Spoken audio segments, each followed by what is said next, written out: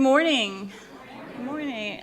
Welcome to our service for Sunday, June 9th, 2024. I'm going to just let everybody get settled here. Okay. And a special greeting to our online family. Thank you for joining us today, and we'd love to support your spiritual path, so please reach out to us in person or online. The word prosperity has become synonymous with money, but in Unity we understand that it is the primary result of a generous heart. Unity principles teach us that giving and receiving are one sacred circle. Pulsating with the energy of God. Today we welcome back our beloved Reverend Howard Caesar as we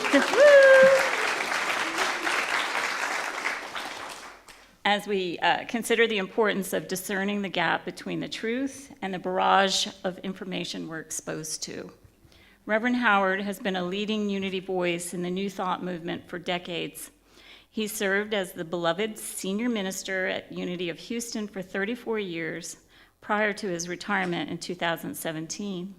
Since then, he has focused on speaking, workshops, coaching, consulting, pilgrimages, and writing. So now let's stand and join Julie Reagans, Curtis Brengel, Jeff Stocky, and Bruce Wayne for our welcome song. So folks, I just want to say one thing. This is a little different today. So instead of you guys singing along with me, this is a call and answer. So Sue made some fantastic things for the screen, and I think it will make sense, but we have some folks here that are going to help along as well. So I hope it makes sense, but it should be fun. So here we go. What do I want? What do I desire? What will bring me to my highest good?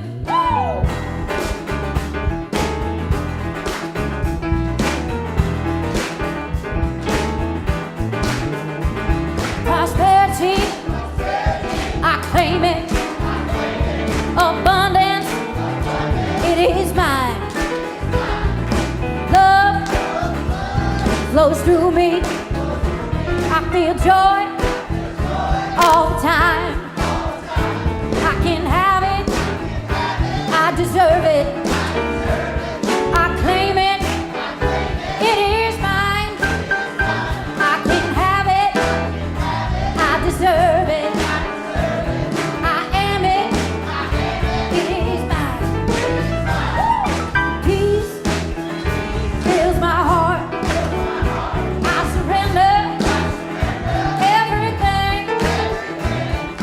Health is my birthright. And passion helps me sing. Come on, come on, I can have it. I deserve it. I claim it. It is mine. I can have it. I deserve it. I am it. It is mine.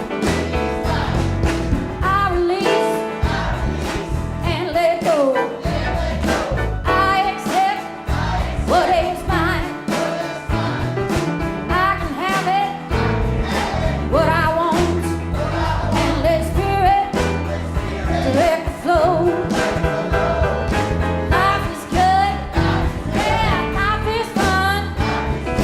Life is great. It's so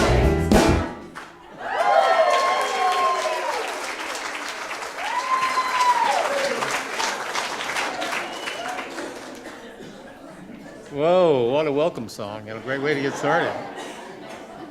You know, in my next life, I want to be Jeff Stocky, I think. I do. It's just, Well, we can switch. I'll be just like you. okay. Please join me as we affirm our statement of faith. There is only one presence and one power active in the universe and in my life, God the good, omnipotent. And now let us unite our spirits as we hold this vision for our church. We are an open-hearted spiritual community, powerfully transforming our world by honoring the sacred in all. And we practice this mission Inspired by our shared spiritual awakening, we offer practical teachings that empower healthy, abundant, and meaningful living. So we have a real surprise for the daily word today. It's prosperity. Go figure. And the affirmation is, I focus on the goodness of God and know prosperity. Sometimes I may worry, wondering if I will have enough of what I need. If thoughts of lack or limitation arise, I lift my thoughts from the things of the world to the truth of God. I focus my mind on the richness of divine life within me. I feel calm and assured as I remember I live in an abundant universe and I'm heir to everything God is. Even when my worldly fortunes shift, I am abundant in spirit. As I align my thinking with divine mind and prayer, I become receptive to divine ideas that prosper me. I claim prosperity and feel empowered as I do. My prosperity stems from my oneness with God. I count my blessings, feel grateful, and trust with understanding faith I have enough. And from Psalm 36:8, they feast on the abundance of your house, and you give them drink from the river of your delights. And now, our own Jan McGowan.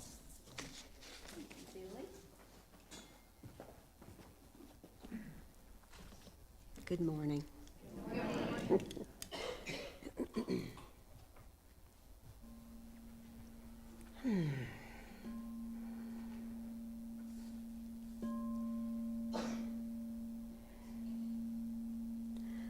So this morning, during our prayer time together, I wanted to share some words from Dana Falls. And I think as I share these words, you will understand exactly where we're going with this. So be comfortable. Close your eyes if that feels good for you. Just for now, without asking how, let yourself sink into stillness. Just for now. Lay down the weight you so patiently bear upon your shoulders. Feel the earth receive you, and the infinite expanse of the sky grow even wider as your awareness reaches up to meet it.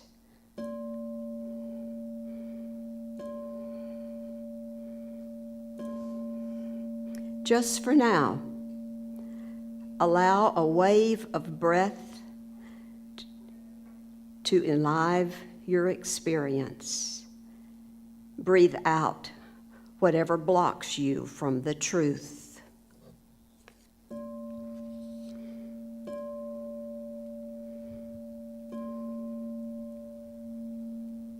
Just for now, be boundless, free, with awakened energy tingling in your hands and feet. Drink in the possibility of being who and what you really are, so fully alive that the world looks different, newly born and vibrant, just for now.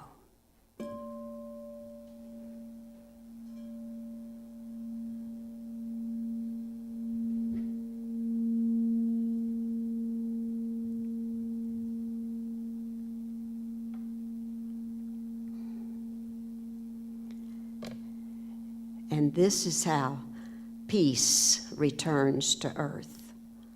Amen.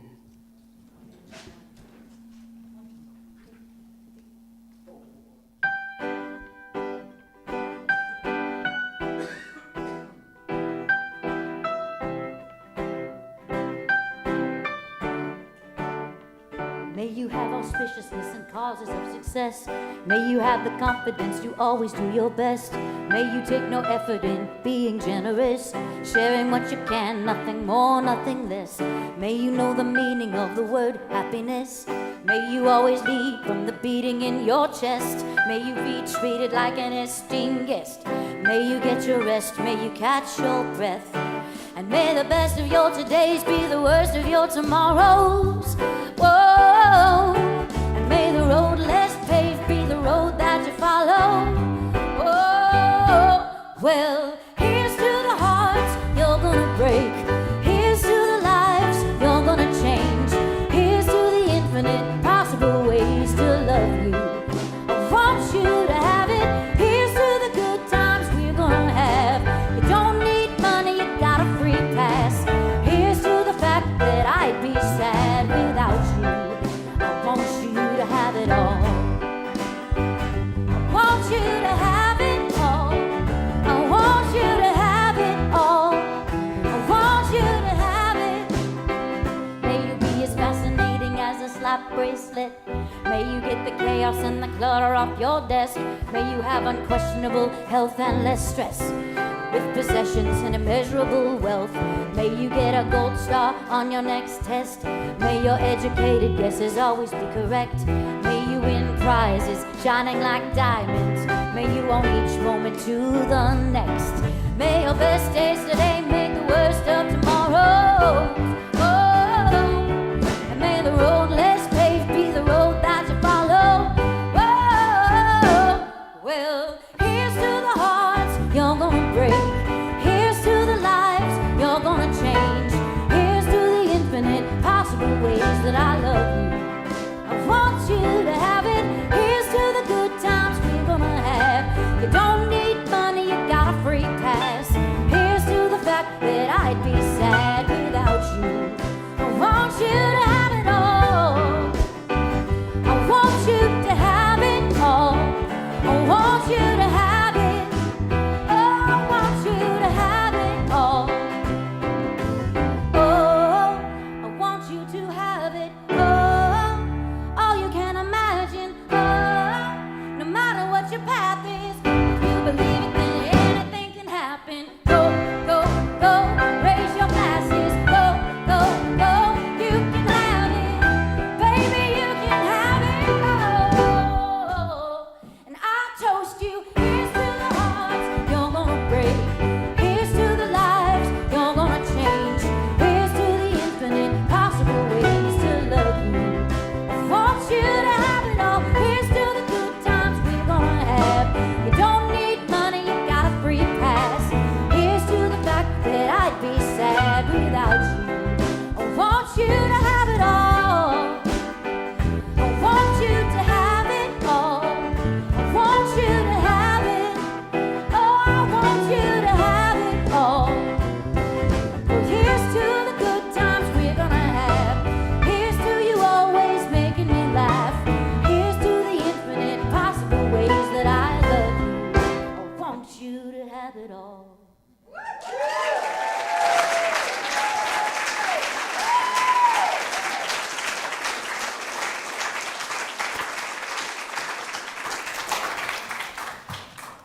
Awesome. Thank you for that. Yeah. Oh, man. Good morning, everyone. Good morning. My name's Howard Caesar. That's who they were talking about earlier. And great to be back here again. This is such a cool place. It really is. You're wonderful people. It's a wonderful congregation, community, spiritual community, wonderful energy. I love it when I get the invite. And by the way, congratulations, you have a new minister. I know John, and I believe he's out of my church. Was introduced to Unity in Houston. So you have one of my brothers. So you're good. So, there was a minister, excuse me, that he told his congregation that the next week he was going to be speaking on kind of a unique topic, and he needed them to prepare for it. And so he asked them kind of as their assignment if they would, during the week, read from the Gospel of Mark, chapter 17. And so the next week he came back and he began his sermon, his lesson, by saying, how many of you read from Mark chapter 17? And virtually everyone raised their hand. And he said, well, there are only 16 chapters in the Gospel of Mark. So you've just shown me the topic that I'll be sharing with you. It's about truth. It's about truth. So my title today is what? Help Stop Truth Decay. help stop truth decay. And you're probably familiar. It's a takeoff on a commercial, right? The slogan, help stop tooth decay. And but my topic is about truth, because it is so vital and so important in terms of our life, our quality of life, our purpose in life. The essence of spirituality is about aligning with and embracing truth, okay? It's important to ourselves, really, and our own personal growth. It's important to relationships. It's important to our profession, to society, to the world. If we're looking to be a light in the world, it's so important.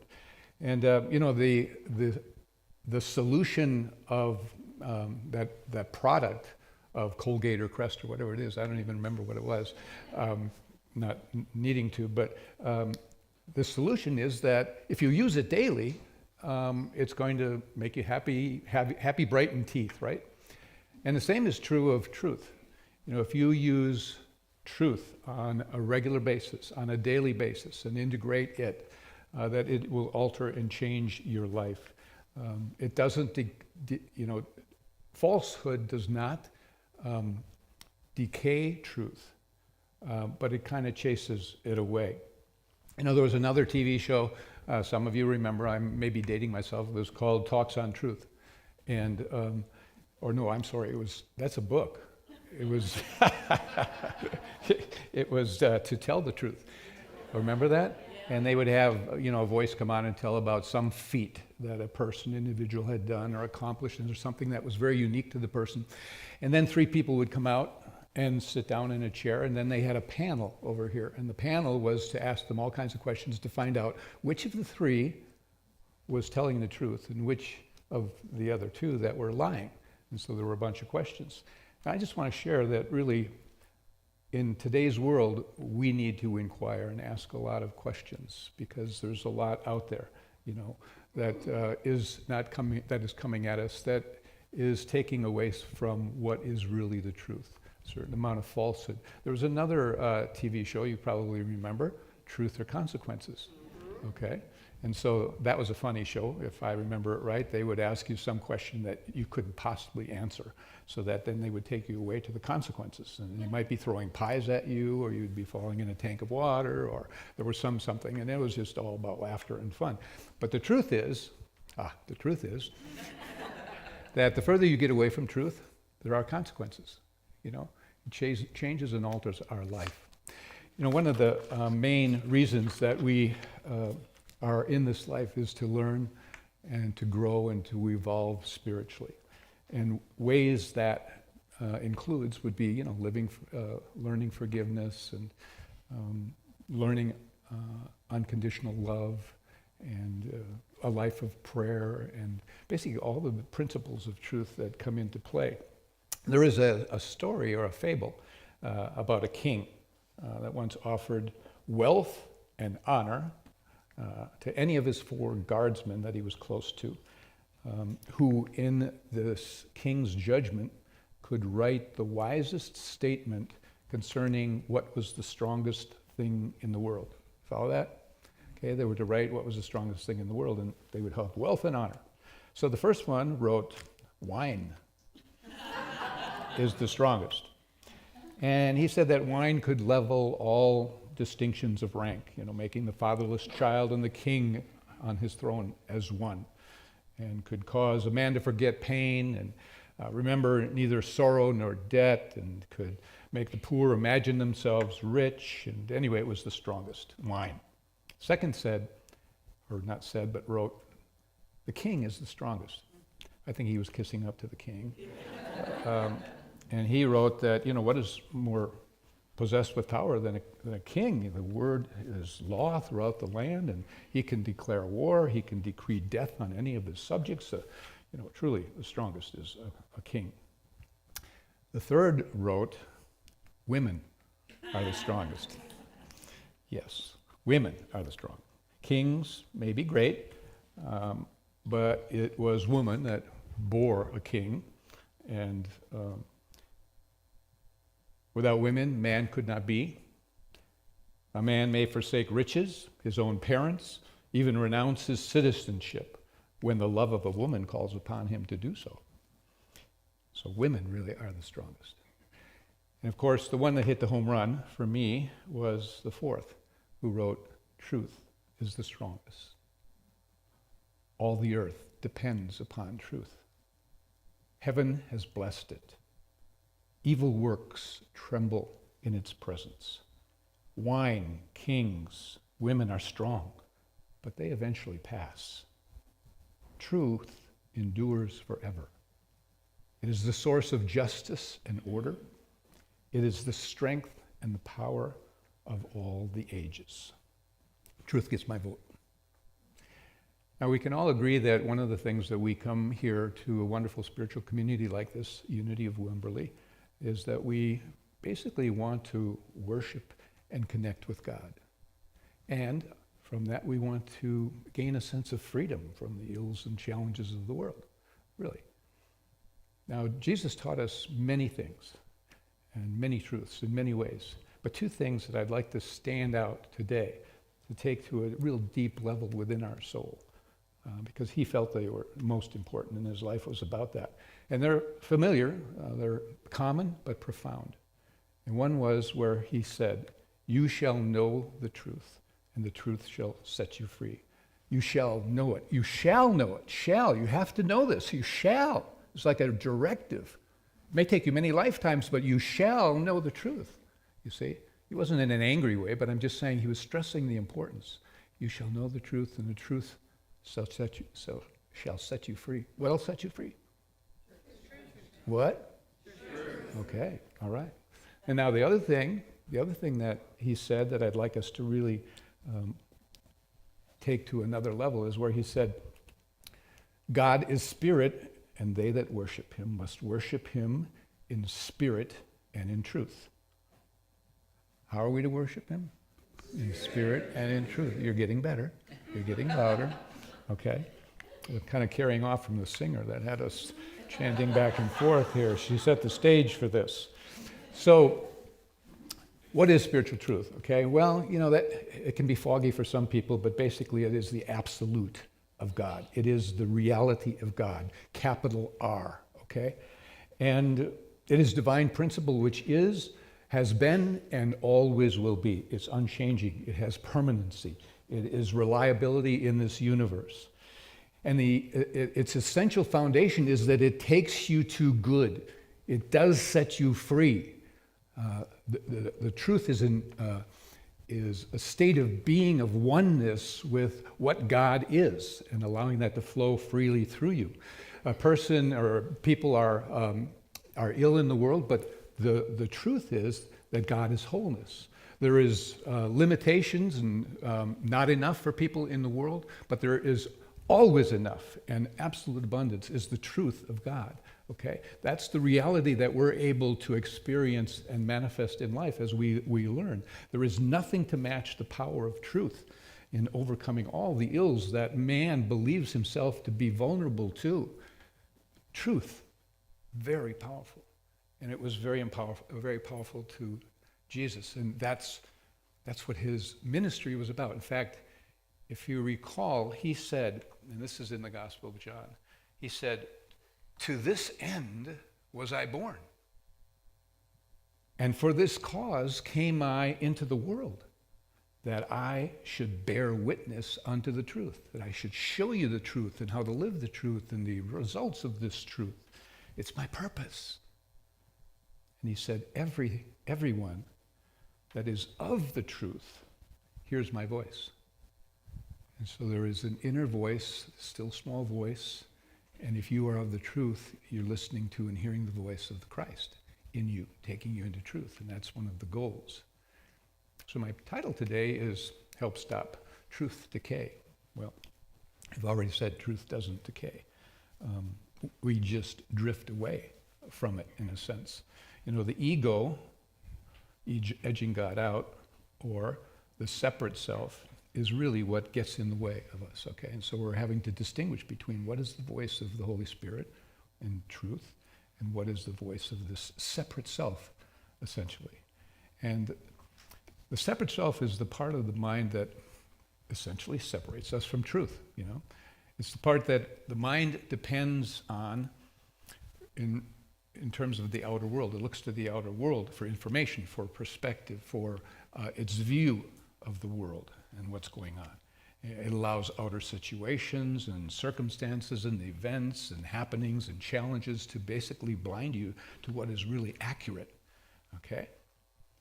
And so it takes us, it's fear-based. It takes us into fear and worry. It helps us imagine essentially the worst that's going to happen. That's the kind of the separate self, the runaway mind, okay? And through self-discipline, we can detach from that, and these limiting thoughts and beliefs and the stories that are behind them, that these stories maybe keep playing in our mind. And we can turn to another reality, right? Whose source is spirit and truth, as Jesus was talking about. God is spirit, and they that worship him in spirit and in truth. So we are the ones that created a separate self. It's okay. We all have an element of that we're working through. But we also all already have a true self, a Christ self, a self, capital S, that knows truth. It dwells within us. And that still small voice keeps feeding us. If we get quiet and get still and listen, it's there, okay? It's there. Now, in the history of New Thought, one of a key figure was named Phineas Parker Quimby. And he wrote manuscripts on his work, but he started out really just studying and learning about the mind and spirit. And this was even before we had the word subconscious or psychology. This is in the 1800s we're talking. And he was the one that actually introduced the word science into religion, because he said Jesus is the man, Christ was his science. And when he meant that, he said science has principles that are constant. They're laws and principles, science. And he likened that to the mind and to truth, and that Jesus, the man, brought the truth, a science of understanding truth and the mind. And he said Christ was really synonymous with truth. But anyway, he studied the mind, and there are wonderful manuscripts, which I have, that I've studied and read and love to go through, because this is a guy in the 1800s trying to understand the mind and understand Jesus, really was into understanding the metaphysics and the deeper levels of Jesus' teachings. And so he had a subject for a time, a person that was named Lucius, and he would put him kind of in, he would go under very easily into a deep place. And so from there he was studying the mind, and then eventually and I'm kind of shortening the story, but he eventually trained himself and his own mind to become clairvoyant. And he was able to, as a result of this, help heal people. And the way he did that was to just go and sit and be quiet with a person. And he would actually begin to read off some, like mental telepathy. The person's mind in the quiet, he was able to talk with and find out what was troubling them that was creating the condition of the mind and of the body. That mind was transferring to the body. And so, people who went everywhere for help, and their last resort, they came to Quimby. And so people from all over were contacting and coming to him. And so one story that, just to give you an example, that stuck with me, is one time he was called out into the country to a farmer or a rancher, and back then he had a horse-drawn carriage, and so he had to go way out, and it was a long trip. And he got there, and when he got there, the man said, his wife had been in a coma for weeks. And so Phineas Parker Quimby went and sat with her in the quiet in the bedroom where she was in this coma. And he was able to, in the quiet, learn that she had actually lost her husband, and she had remarried, and that she still had this deep love and grief around the loss of her husband. And she was racked with guilt because she felt it wasn't right, it wasn't fair to the husband she was now with, and he was a good fellow on this. And so anyway, Quimby didn't know quite what to do because there was a blizzard happening, and he thought if he told the husband this, the husband might kick him out and head him into the blizzard.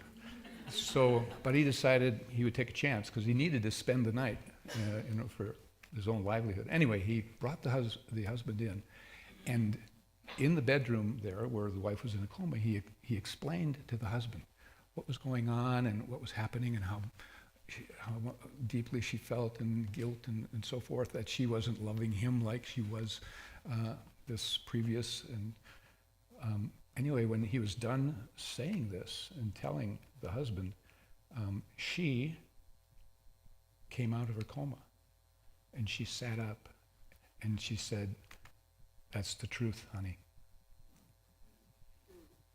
So I tell you that story because basically it's saying revealing the truth and knowing the truth is what set her free.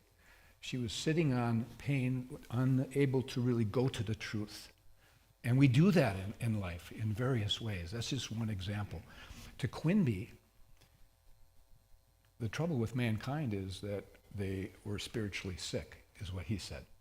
And they were sick in believing things that are not true and that are not of the truth, that actually has a mind-to-body connection, okay, to some extent. There are other things and factors that come to play as a soul that we're learning too, but I'm just saying this was his take and thesis. And he says that basically the idea of being born again, where it talks about that in the scriptures, he went and really brought the metaphysics, which was beyond the literal, beyond form. And so the idea of being born again, he said, was really is an exchange of the wisdom of the world for the wisdom of spiritual and mental truths, which place man, therefore, above and beyond matter, okay? Above and beyond conditions and circumstances, and takes them into the light. Now, Quinby also talked about the birth of Christ, and that had even symbology. It all has symbology. And he said that the birth of Christ is really the emergence of this other self that you have always had, the Christ self. And this other self has been submerged by false opinions and beliefs and stories and misguided things that the separate self has, deluged us and caught up in. And so we are in the process. A big part of our spiritual growth, which we said we're here for, to grow through, is to be taken to the truth. It's a process of bringing this true self, which has been submerged by a separate self that we've been bought into by a three-dimensional world, looking out, thinking that's truth, essentially bringing that true self to the surface and letting it to shine this light. Now, there are ancient texts. The most ancient of all texts talk about the self. You can go back as far as you want, and they talk about a self with a capital S, okay? And it's basically referred to as the Bhagavad Gita, the Vedanta. It's the Vedas and the Upanishads that talk about the self. And thousands of years old they are. And actually, they were translated into English in and around the 1830s or so, and Ralph Waldo Emerson and his sidekick Thoreau were able to bring it from Europe, which I believe England is where it got translated, and he was beginning to introduce that in his presentations, Emerson was, and one was his Harvard Divinity School address, which didn't go over big, and so if you know the story.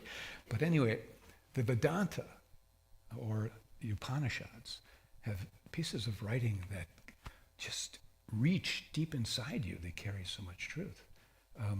Let me share three little short Upanishads that spoke to me and moved me. One was, quote, "Bright but hidden, the self, capital S, dwells in the heart." Second one, "The shining self dwells in the heart. He is the goal of life." Third that I share with you is, quote, "Everything in the cosmos, great and small, lives in the self, capital S. He is the source of life and truth beyond the transience of the world, beyond a transient, changing world. That this is constant, and this is what you are to embrace, and it's of the heart." Now, the average person doesn't know that self at that level, but that's what we're growing into, and we need to love ourselves on as we go through it, as we have circumstances and conditions and various challenges that come along. But it's to become as familiar as we can to a self, capital S, that Paul talked about as Christ in you is your hope of glory. Okay, that's what he was talking about. He got it too. To become familiar with the self as best as we can. That's why we meditate, right? So, it's written and talked that, there's a lot that is in this life that is feverish activity, things coming and going and acting and reacting and are all on display and in kind of an outer sense. But at the same time, we have to remember there is an inward process that we have come to be a part of. That's our homework. That's our curriculum. And that involves opening the senses to truth and to insight. Now, I don't think you're aware, maybe you are, but there's a wonderful parable. Jesus taught that we don't have 5 senses, we have 10. Okay, and let me explain. He gave us a parable, which is a made-up story to tell you a principle, right?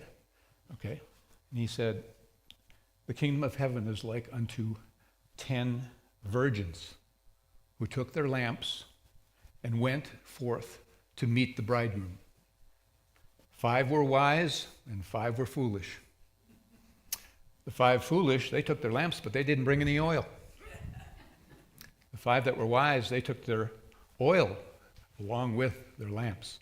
And at midnight, that's referring to darkness, in the darkness of looking to the outer world and not understanding. At midnight, a cry was heard, the bridegroom is coming, go to meet the bridegroom. All the 10 virgins arose and went to light their lamps. But the foolish had no oil. And so they had to scurry off and try at midnight to find where you could buy oil. The wise, and this is Jesus' story, the wise, they had oil. They were ready, they were prepared. They had done their work. The bridegroom came and they went into the marriage. End of parable. What is he saying here? Tremendous amount of symbolism. Our senses are represented by virgins. Virgins are female and therefore are receivers of information and impressions.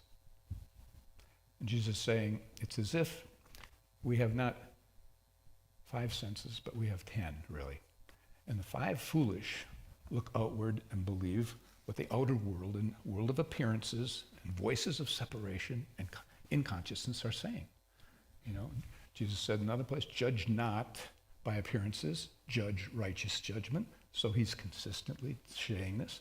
Now the 5 that are wise are spiritually based because they have the light of truth. They have the oil, okay? Oil in this parable represents truth. It's the fuel of the soul, bringing light of an inner knowing that we all want to have, okay? The 5 wise senses, they have the oil of truth that brings light to the soul and marries you to the bridegroom. What's the bridegroom? The bridegroom that you go into as a marriage is to marry a state of being called the kingdom of heaven, which is within you, as Jesus said. The 5 wise are anointed with the oil of wisdom. Christ means anointed. The anointed one. So you're anointed with the oil of wisdom that comes from this inner knowing and inner listening. Listening to what? To the heart. That the mind is now moving and toward uniting and marrying the mind. Marrying the heart. Okay? So important because the heart is where God speaks. Heart is considered the altar of God. It is the voice of God. Our mind can take us way distant and far removed from the truth, but the heart knows. It's a level of feeling in there. And so what did the Upanishads say that we just shared? Bright but hidden, the shining self dwells in the heart. Wow. Jesus also said, if thine eye be single, meaning focused on truth alone, the whole body shall be full of light. Everyone that is of the truth, he said, hears my voice. He also said, He who has eyes to see and ears to hear, let him know. What was he meaning by that? He's talking about eyes that see beyond the material world and ears that listen beyond what is outer voices. There's such consistency in what Jesus was saying that there's a level of sensitivity that takes actually your inner senses beyond. And the outer world is beautiful. It's not taking anything away from that. But we're talking about some deep stuff here in truth. Truth doesn't decay because falsehood is not opposite of truth. It is the absence of truth, the same way that darkness is the absence of light.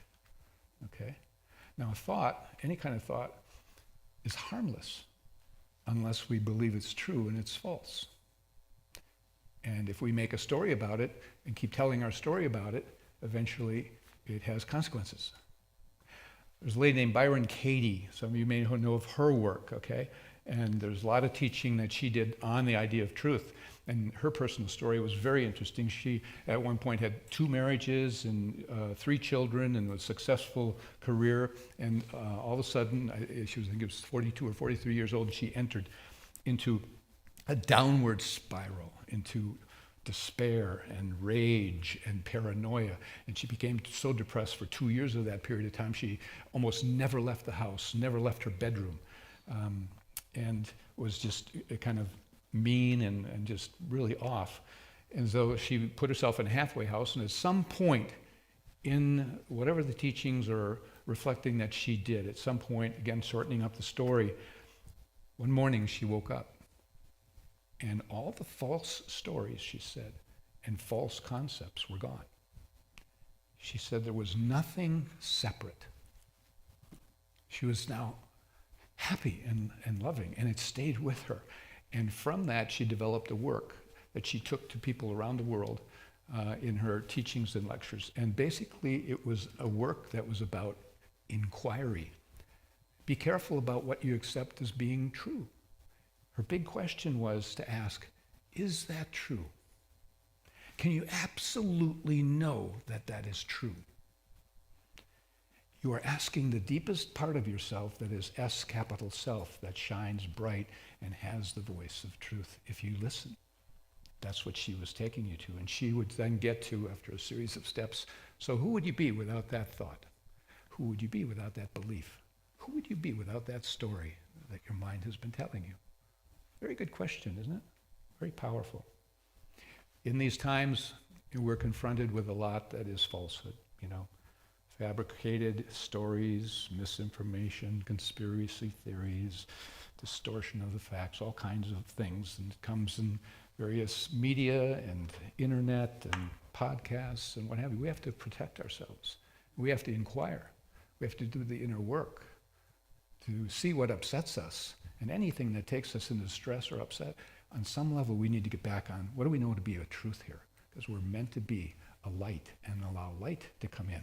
David Hawkins is another person that is awesome. He is a tremendous, he was a psychiatrist for 50 years, over 50 years, an author, lectured around the world in highest esteemed universities, did tremendous work. Anyway, what he did was he calibrated consciousness. And it was between 0 and 1,000. 1,000 would be Jesus Christ, okay?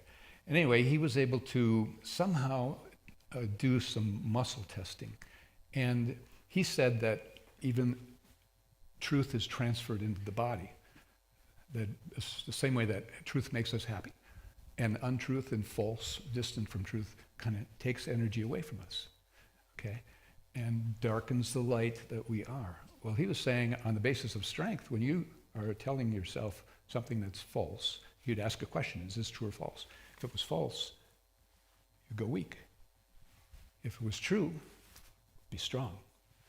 He said that essentially the truth has that strength, like our first fable that we talked about. It's the strongest thing. And it is what gives you the light that is felt in the body and in one's soul that is your guide. And it was the disciple Thomas that said to Jesus, Jesus, how can we know the way?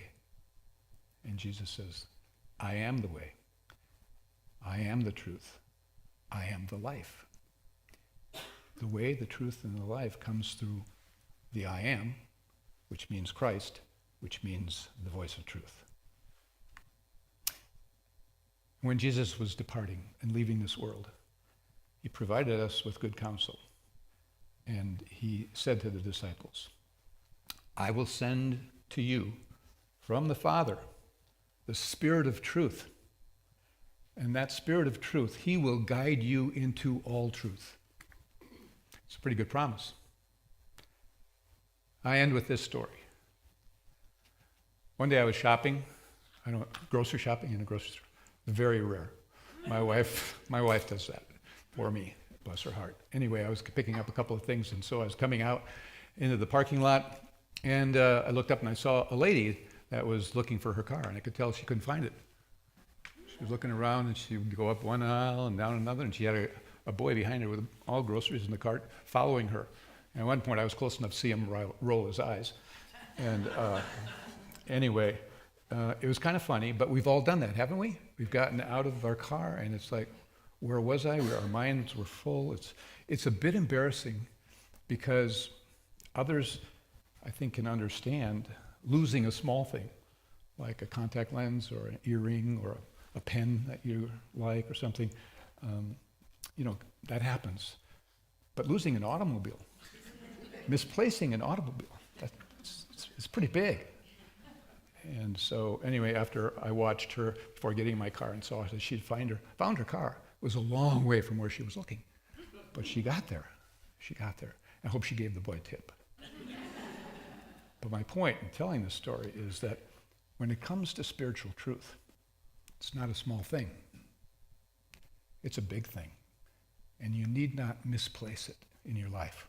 It is the fuel that lights our life, moves us forward and onward and upward in consciousness. It's why we're here.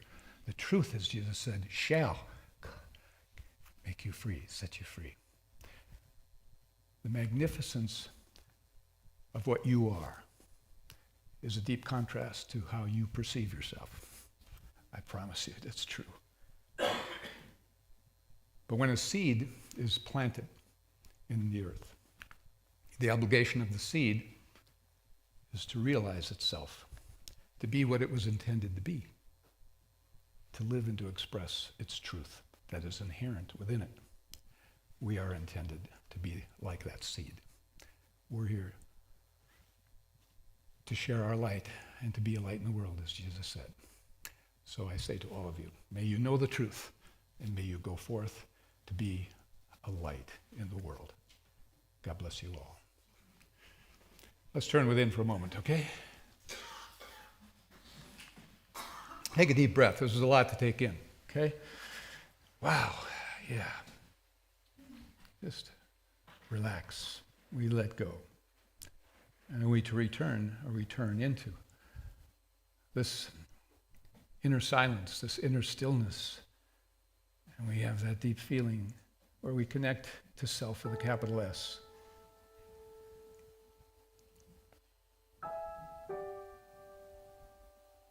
So give yourself a moment to feel the deepest part of you. To feel the part of you where God lives, where his voice speaks, where his energy is thriving, a truth that brings life and strength, freedom. Feel it. It's sacred. It's the sacred you.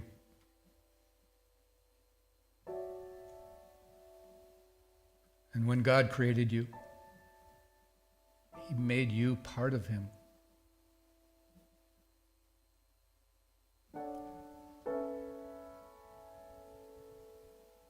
The opportunity to be in constant communion, which is coming to union and oneness.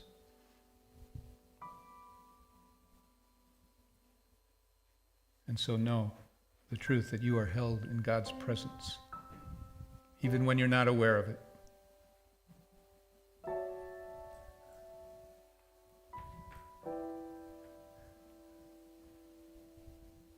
Know that this presence is the truth of where you are always.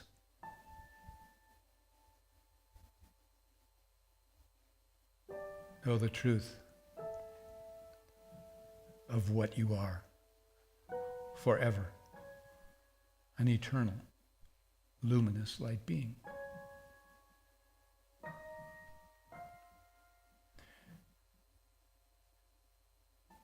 And so as we visit this deepest part of our soul, the cathedral of the heart, it is there we feel deeply the presence of life and energy, oneness to our source that loves us unconditionally and holds us in truth.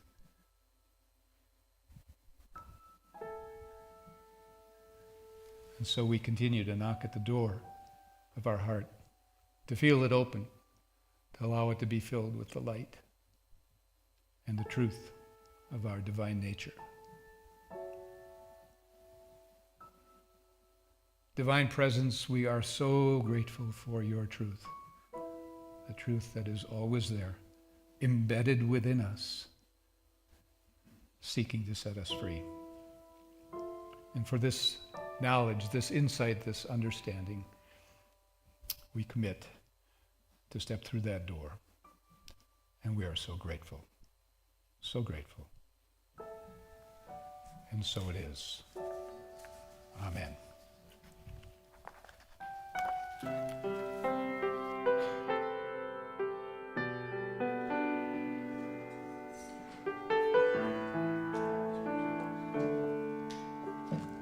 Oh, thank you. That's beautiful. Now, with grateful hearts, we put our abundance into action as we complete the sacred circle of giving and receiving, knowing that our church is sustained by faith as well as by the contributions of all who come home, call it home. Okay, my truth is, I have dyslexia. The words, for some reason today, are jumping all over my page. So I'm doing the best I can, but I just want you to be patient with me. Little truth.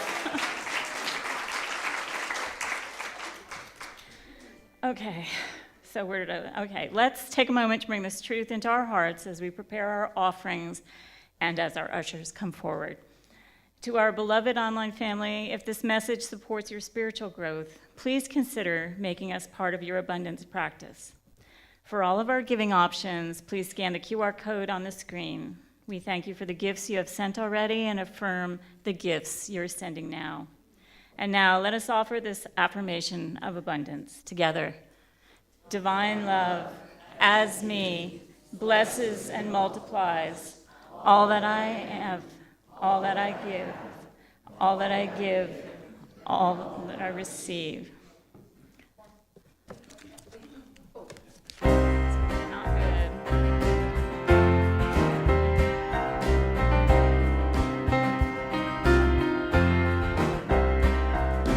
Everything's gonna change. Everything but the truth. Everything's gonna change. Everything but the truth.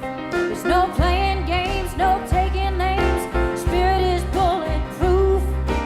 Everything's gonna change. Everything but the truth.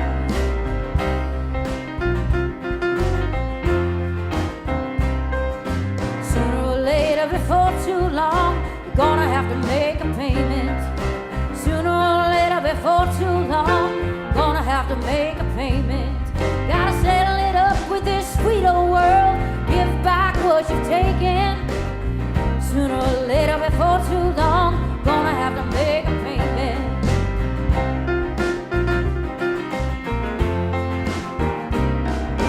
You've got to make the most of whatever equipment you've got. You've got to make the most of whatever equipment you've got. Don't sit around complaining, crying all the time, 'cause you ain't got a lot. Oh, you got to make the most of whatever equipment you've got.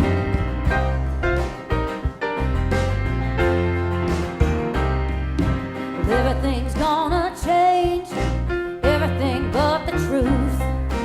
Everything's gonna change, everything but the truth. You gotta do the right thing, gotta jump on in. I'm telling you, everything's gotta change.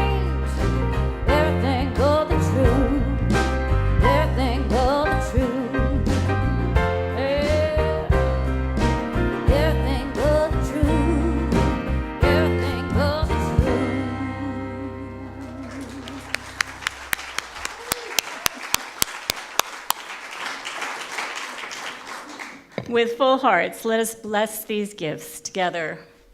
We bless these gifts and the givers with our love and gratitude. Okay, so join us next Sunday, Father's Day, June 16th, as we welcome back our new minister, Reverend John Bierman, for a talk of our Father's love. And for the dads in our lives, we do not know what we would do without you.